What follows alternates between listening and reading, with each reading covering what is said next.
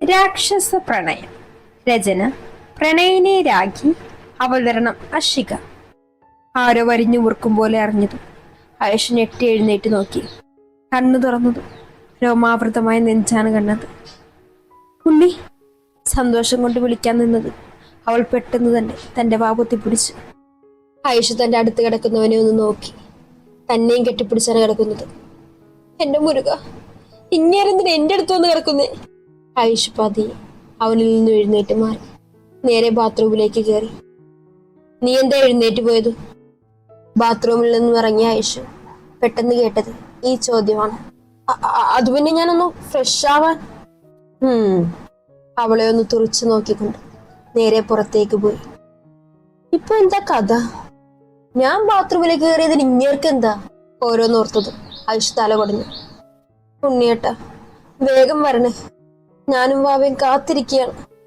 അല്ലേടാ വാവേ? അവൾ വയറിൽ തലോടിക്കൊണ്ട് പറഞ്ഞു. അരമണിക്കൂറിന് ശേഷം കിച്ചു തന്റെ സമ്മതം അറിയിച്ചു.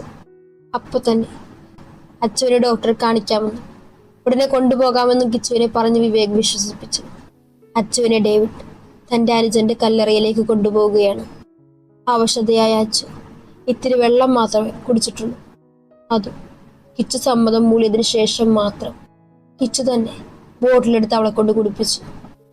മോളെ, പേടിക്കല്ലേ, അവൻ വരും മോളെ രക്ഷിക്കാൻ. ഭയപ്പെടരുതൊരിക്കലും ഇവന്മാരുടെ മുന്നിൽ. കിച്ചുവിന് വെള്ളം കൊടുക്കുന്നതിനോടൊപ്പം തന്നെ പതിയെ അച്ചുവിന്റെ ചെവിയിൽ പറഞ്ഞു. ഒന്ന് മൂളിയവൾ പതിയെ ആരോഹി അച്ചുവിനെ കൊണ്ട് കാറിൽ കയറി. കൂടെ ഡേവിഡും വില്യവും ബാക്കി പടകളും. പള്ളിയിലെത്തിയതും ഡേവിഡ് അച്ചുവിനെ അലക്സിന്റെ കല്ലറയിൽ കൊണ്ടുപോയി ഇരുത്തി. അച്ചു ആകെ തളർന്നു കിടക്കുകയാണ്. അവിടുന്ന് കുറച്ചു മാറി ആരോഹ്യം കെട്ടിയിട്ട് ചോരയിൽ കുളിച്ചു കിടക്കും പോലെ. കുറച്ച് കഴിഞ്ഞതും ദശന്റെ കാറ് വന്നു നിന്നു. രണ്ടുപേർ കാറിൽ നിന്നും ഇറങ്ങിയതും ഡേവിഡിന്റെ ആളുകൾ എല്ലാം അലർട്ടായി നിന്നു. ഓരോരുത്തരുടെ കയ്യിലും തോക്കുകളുണ്ട്. അതും പിടിച്ച് ദശിന്റെയും ധ്രുവിന്റെയും പിറകെ അവന്മാർ നടന്നു. ദശും ധ്രുവും ഒന്നും നോക്കാതെ നേരെ ഡേവിഡിന്റെ അടുത്തേക്കും. എന്തായി ദക്ഷിത് അലോക്, നീ എന്റെ അനുജനെ കൊന്നതുപോലെ എനിക്ക് ഇവളെ കൊല്ലാൻ അറിയാൻ പാടില്ലാഞ്ഞിട്ടല്ല. സ്നേഹം എന്തെന്നും പിരിയുമ്പോഴുള്ള വേദന എന്തെന്നും നീ അറിയണം. അതിനുവേണ്ടി നിന്റെ കൺമുന്നിലിട്ട് ഞാൻ കൊല്ലും, എന്നിട്ട് നിന്നെ കൊല്ലൂ. ഡേവിഡ് ആക്രോശിച്ചു. ദശ ഒന്നും മിണ്ടാതെ അച്ചുവിനെ തന്നെ നോക്കി. വായിൽ നിന്നും ചോര ഒഴുകുന്നുണ്ട്. കൂടെ ഡ്രസ്സ് മുഴുവനും ചോരയും. കവിളിൽ തല്ലിയ പാടും. വയറ് പൊത്തിപ്പിടിച്ചിരിക്കുകയാണ് അവൾ. ചെറിയൊരു ശബ്ദം മാത്രം പുറത്തേക്ക് വരുന്നുണ്ട്. ധ്രുവും തന്റെ ഭാവിയെ നോക്കി. പക്ഷെ ഇപ്പോൾ ഒന്നും ചെയ്യാൻ സാധിക്കില്ല. എല്ലാ ഏട്ടന്റെ കയ്യിലാണ്. അച്ചുവിന്റെ കഴുത്തിൽ കത്തി വെച്ചതും ആരോഹ്യം കൂടി അലറി വിളിച്ചു. നിനക്ക് 2 ഓപ്ഷൻ ഉണ്ട് ദശ്. ദശ് അവനെ നോക്കി. ഡേവിഡിനാണെങ്കിൽ ദശിൽ താൻ കാണാൻ ആഗ്രഹിച്ച ഭാവങ്ങളൊന്നും കാണാതെ വന്നതും ആകെ ഭ്രാന്തി കയറി. അച്ചുവിനെ ഇങ്ങനെയൊക്കെ കാണിച്ചാൽ തന്റെ കാൽ കീഴിൽ വന്ന് യാചിക്കുമെന്ന് അവന് തോന്നി. പക്ഷെ ഇവിടെ ഒരു ഭാവവുമില്ലാതെ അവളെ നോക്കിക്കൊണ്ടിരിക്കുകയാണ്. ഇതേ സമയം വിവേക് കിച്ചുവിന്റെ അടുത്തേക്ക് വന്നു. ഇവിടെ വാ കൃഷ്ണ, ഞാനൊന്ന് തൊടട്ടെ. ഇല്ല. ആഹാ, നീ സമ്മതം പറഞ്ഞുകൊണ്ടല്ലേ നിന്റെ മരുമകളുടെ ജീവൻ രക്ഷിച്ചത്? ആര് രക്ഷിച്ചു എന്നാ പറഞ്ഞേ? ഞാൻ. ഇല്ല വിവേക്, അവളെ രക്ഷിക്കാൻ അവളുടെ ഭർത്താവിനറിയാം. അവളുടെ രാക്ഷസൻ അവന്റെ അടുത്തേക്കാണ് നിങ്ങൾ അവളെ കൊണ്ടുപോകുന്നതെന്നും എനിക്കറിയാം. എന്നെ വെട്ടിയാക്കിയിട്ട് നീ എന്നെ സ്വന്തമാക്കാന്ന് വിചാരിക്കണ്ട. ഓ, അപ്പൊ മിസ്സിസ് അലോകിന് ധൈര്യവും നാക്കുമൊക്കെ ഉണ്ട് അല്ലേ? ഞാൻ വിചാരിച്ചു നീ വിചാരിക്കുന്നതിന് അപ്പുറമാണ്. ഇത്രയും ധൈര്യം നിനക്കുണ്ടെങ്കിൽ ഇവിടെ നിന്ന് ആരും നിന്നെ രക്ഷിക്കുമെന്ന് എനിക്കൊന്ന് അറിയണം എന്നും പറഞ്ഞുകൊണ്ട് കിച്ചുവിന്റെ സാരിയിൽ പിടിച്ചു വലിച്ചു.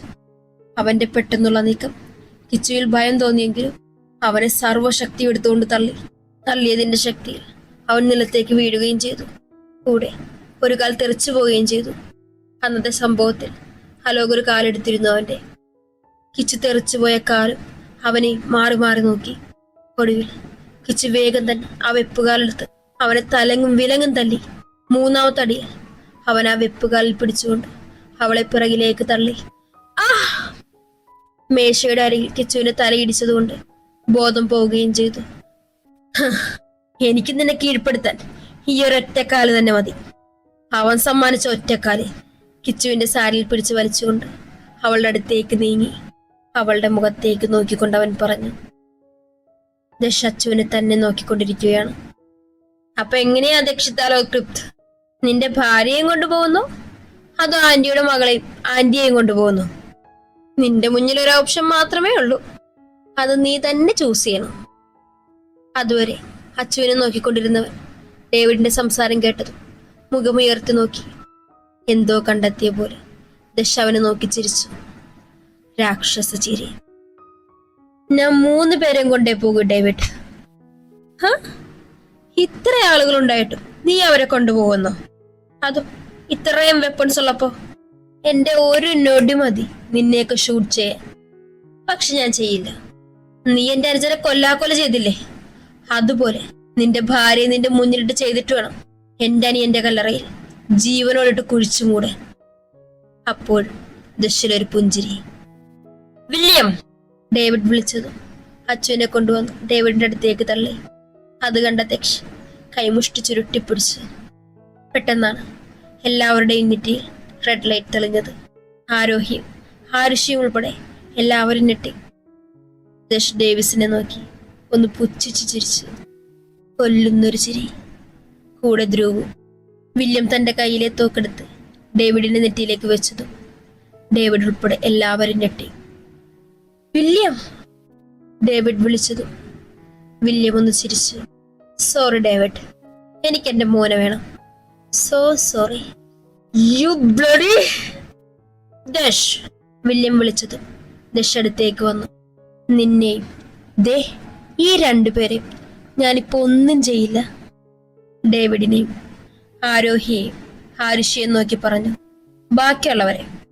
ദശ് എല്ലാവരെയും ഒന്ന് ചുറ്റും നോക്കിക്കൊണ്ട് തന്റെ കൈയൊന്ന് ഞൊടിച്ചതും റെഡ് ലൈറ്റ് കത്തി എല്ലാവരുടെയും തലയിൽ ബുള്ളറ്റ് തുളച്ചു കയറി. എല്ലാവരും താഴേക്ക് പിടഞ്ഞു വീണ് മരിച്ചു. അവിടെ മുഴുവനും ചോരപ്പുഴ തന്നെ ഒഴുകി. ദശ അച്ചുവിനെ 2 കൈകളിലും എടുത്തുകൊണ്ട് ഒന്ന് തിരിഞ്ഞു നോക്കി.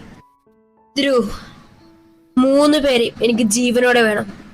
അതും അഹിപൂർവസ്ഥിതിയിൽ എത്തും വരെ മാത്രം.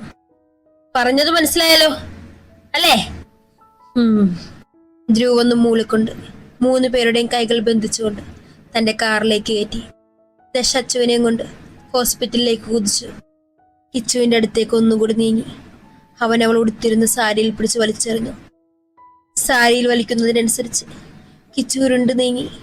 ബ്ലൗസിലും അടിപ്പാവടയിലും നിറഞ്ഞു നിൽക്കുന്ന കിച്ചുവിന്റെ സൗന്ദര്യം കണ്ണ് നിറച്ചുകൊണ്ട് കണ്ട് പതിയെ അവളുടെ പാവാടയിൽ പിടിച്ചു വലിച്ചതും അതും താഴെ കൂർന്നു വീണു. പതിയെ അവളിലേക്ക് ചാഞ്ഞ് അവളുടെ ചുണ്ടുകളെ നോക്കി. നീ എന്നും എനിക്ക് അത്ഭുതമാണ് കൃഷ്ണ. 2 മക്കളെ പ്രസവിച്ചിട്ടും നിന്റെ സൗന്ദര്യം ആദ്യത്തെക്കാളും 10 മടങ്ങ് വർദ്ധിച്ചിട്ടുണ്ട്. ഉയർന്ന മാറും ആഴമേറിയ പൊക്കിൽ ചുഴിയും കണ്ടവൻ ആർത്തിയോടെ പറഞ്ഞു. അവളുടെ ചുണ്ടിലേക്ക് ചേക്കേറാൻ നിന്നത് വിവേക് തെറിച്ചു വീണു. ഡാ! വിവേക് ഒന്നും മറിഞ്ഞതും നേരെ നിന്നുകൊണ്ട് അലറി. മുന്നിലുള്ളവനെ കണ്ട് വിവേക് ഒന്ന് പതറി. കിച്ചുവിനെ നോക്കിയവൻ കണ്ണുകൾ അടച്ചുകൊണ്ട് തന്റെ ഷർട്ടൂരി അവളെ പൊതിഞ്ഞു പിടിച്ചു. ഡോ! വിവേക് തന്റെ കാലുകൾ ഉയർത്തി അലോകിനെ ചവിട്ടി. ഒന്നുലഞ്ഞതും അലോക് കൃഷ്ണയെ നോക്കി അവിടെ നിന്ന് മാറ്റിക്കിടത്തി. നീ എന്താ കരുതിയത്? നിന്റെയൊക്കെ പ്ലാനൊന്നും ഞങ്ങളൊന്നും അറിയില്ലെന്നോ? വിവേകിനോട് കയർത്തുകൊണ്ട് അലോക് അവന്റെ മൂക്കിനിട്ട് പഞ്ച് ചെയ്തു. വിവേക് മൂക്കും പൊത്തിപ്പിടിച്ച് താഴേക്കിരുന്നു പോയി. ഒറ്റക്കാലുകൊണ്ട് എഴുന്നേക്കാൻ നോക്കുന്നുണ്ടെങ്കിലും അവനത് സാധിച്ചില്ല. വിവേകിന്റെ നിർദ്ദേശപ്രകാരം ആരും ഉണ്ടായിരുന്നില്ല. എല്ലാവരും ഡേവിഡിന്റെ കൂടെ പോയി. പുറത്തുള്ള സെക്യൂരിറ്റിയെ തല്ലി ചതച്ചുകൊണ്ടാണ് അലോക് അകത്തേക്ക് കയറിയത്. എടാ, അലറാതടാ! നിന്നോട് അന്നേ ഞാൻ പറഞ്ഞതാ എന്റെ കിച്ചുവിന്റെ പുറകെ ഇനി നീ വന്ന ജീവനോടെ വെച്ചേക്കില്ലെന്ന്. ഇനിയിപ്പൊ ഇത്രയായ സ്ഥിതിക്ക് ഈ കളിയങ്ങ് അവസാനിപ്പിക്കാം. എന്തേ? വിവേകിന്റെ മറ്റേ കാലെ പിടിച്ച് തിരിച്ചൊടിച്ചുകൊണ്ട് പറഞ്ഞു. നീ ഇവിടെ കിടക്ക്, ഞാൻ ഇപ്പൊ വരാം കേട്ടോ. വിവേകിന്റെ കവളിൽ തട്ടിക്കൊണ്ട് അലോക് പറഞ്ഞു. താഴെ കിടക്കുന്ന കിച്ചുവിനെ 2 കൈകളിലും എടുത്തുകൊണ്ട് പുറത്തേക്ക് നടന്നു. ദശ അച്ചുവിനെയും കൊണ്ട് നേരെ പോയത് തങ്ങളുടെ ഹോസ്പിറ്റലിലേക്ക് തന്നെയാണ്. വേഗം അച്ചുവിനെ ഐസിയുയിലേക്ക് മാറ്റി. അക്ഷമനായി ദശ ഐസിയുവിന്റെ മുന്നിൽ അങ്ങോട്ടും ഇങ്ങോട്ടും ഉലാത്തിക്കൊണ്ടിരുന്നു. പെട്ടെന്ന് മോഹൻ ഡോക്ടർ ഐസിയുവിന്റെ ഡോർ തുറന്നു പുറത്തേക്ക് തെല്ലൊരു ഭയത്തോടെ ദശന്റെ അടുത്തേക്ക് നീങ്ങി. സർ, ഡോക്ടർ വിളിച്ചത്. ദശ തിരിഞ്ഞു നോക്കി. How is she? അവന്റെ ഗർജനം പോലുള്ള ശബ്ദം കേട്ടതും ഡോക്ടർ ഒന്ന് ഭയന്നു. അത് പിന്നെ സാർ, ഒന്ന് വേഗം പറഞ്ഞു തുറക്കടോ! അയാളുടെ കോളറിൽ പിടിച്ചുകൊണ്ട് അലറി. Sir, she's അബോട്ടഡ്. പെട്ടെന്ന് ദശന്റെ കൈകൾ അയാളുടെ കോളറിൽ നിന്ന് വഴഞ്ഞു. അവന്റെ കൈകൾ അയഞ്ഞതും അയാൾ വീണ്ടും പറഞ്ഞു തുടങ്ങി. പിന്നെ വയറിൽ ശക്തമായി ചവിട്ടിയത് ഹീലിട്ടാണെന്ന് തോന്നുന്നു. വയറിൽ ആഴത്തിൽ പതിഞ്ഞിട്ടുണ്ട്. കൂടെ ഇന്റേണൽ ഇഞ്ചറി കൂടെ ഉണ്ട്. പിന്നെ ബാക്കിയൊക്കെ ഒന്ന് സ്കാൻ ചെയ്യേണ്ടി വരും സാർ. മുഖത്ത് പൊടിഞ്ഞ വിയർപ്പ് തുള്ളികൾ തന്റെ കൈകളാൽ തുറച്ച് ഭയത്തോടെ പറഞ്ഞു നിർത്തി. ദശ് കൈമുഷ്ടി ചുരുട്ടിപ്പിടിച്ച് ഭിത്തിയിലേക്ക് ഇടിച്ചുകൊണ്ട് അലറി. ആ ഹോസ്പിറ്റൽ കുലുങ്ങുമാറി അവന്റെ ശബ്ദം മുഴങ്ങി. കണ്ണുകൾ നിറഞ്ഞൊഴുകി. എല്ലാവരും ആ അലർച്ച കേട്ട് പേടിച്ച് പുറത്തേക്ക് വന്നതും ഡോക്ടർ പോയിക്കൊള്ളാൻ കണ്ണുകൊണ്ട് കാണിച്ചു. അപ്പോൾ തന്നെ എല്ലാവരും സ്ഥലം കാലിയാക്കി. അവന്റെ തോളിലേക്ക് അരസ്പർശം അറിഞ്ഞതും തിരിഞ്ഞു നോക്കാതെ തന്നെ അയാളെ കെട്ടിപ്പിടിച്ചു. കണ്ണ, അപ്പാ, എന്റെ കുഞ്ഞ് വിക്കിക്കൊണ്ട് പറയുന്നവനെ അലോക് പോലും ഒന്ന് പേടിച്ചു. ഇനി ഈ ശിക്ഷ അനുഭവിക്കേണ്ടവരുടെ കാര്യം ഓർമ്മ വന്നതും അയാളുടെ ശരീരം ഒന്ന് കിടുങ്ങി വിറച്ചുപോയി. കിച്ചുവിനെ ഹോസ്പിറ്റലിലേക്ക് കൊണ്ടുവന്നപ്പോഴാണ് അലറുന്ന ദക്ഷിണെ കണ്ടതും ഓടിച്ചെന്ന് അവന്റെ തോളിൽ കൈവച്ചതും അവനിൽ നിന്നും കേട്ട വാക്കുകൾ ഞെട്ടിച്ചു കളഞ്ഞു. ദശന്റെ കരച്ചിൽ കേട്ടതും അലോകിന്റെ കണ്ണുകൾ നിറഞ്ഞു. അവൻ കരഞ്ഞതിനേക്കാൾ കൂടുതൽ അലറിക്കരയേണ്ടി വരുമെന്ന് ആ മൂവരും ചിന്തിച്ചിരുന്നില്ല. അവനിലെ സൈക്കോയാണ് തങ്ങൾ ഉയർത്തിയതെന്ന് പോലും. അത്രയും ഭയാനകരമാകും തങ്ങളുടെ മരണമെന്ന്. തുടരും.